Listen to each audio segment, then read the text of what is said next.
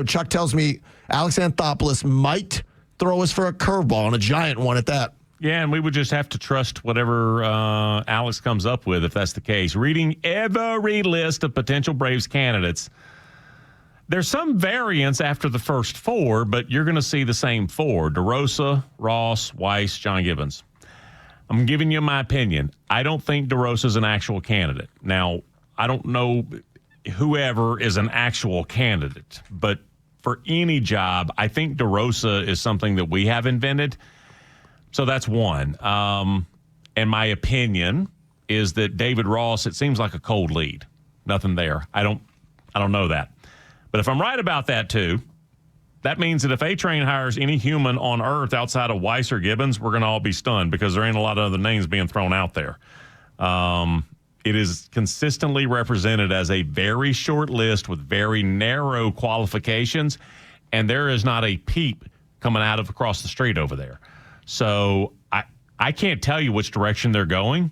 John Gibbons had picked up a lot of steam, but it is going to be so easy for A-Train to stun everybody when this announcement comes if it's someone other than those two. Now, it's a baseball stunner, so this is all going to be relative. Like if George Lombard is announced, knock me over with a feather. That could happen. That's something that could be in play. Had it been Tony Vitello, the Tennessee coach, that would have really surprised me. Here's what we'll never know.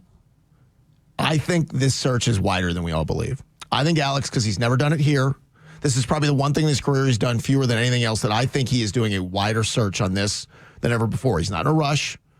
Like Kurt Suzuki was named the manager today of the Angels. Had Kurt been named the manager of the Braves today, I don't know how it would have been met. Like it would have been like, oh, that's a surprise. We hadn't thought about that. Okay, what's next? Catcher, young guy, just made he's 42 years old. We would have said that tracks. That's what happens. Stunning baseball fans is hard to do. Albert Pujols, for instance, being either he's interested or the Orioles are interested in him or they're both interested in each other because he pulled out of the Angels' consideration. The Orioles, and it was another team that is considering Albert Pujols.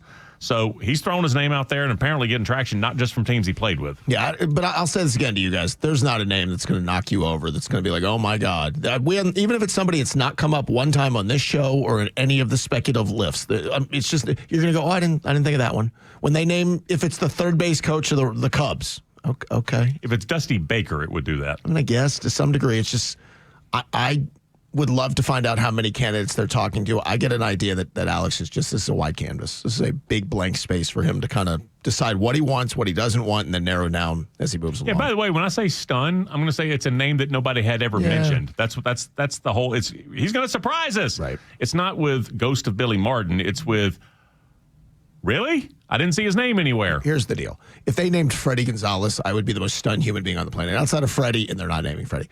Nothing else is going to, like I said, when they name George Lombard, I'll go, okay, makes sense. This guy's been a bench coach a couple of places. Doesn't hurt that he had a little Braves background. Everybody loves him, analytics, all those things.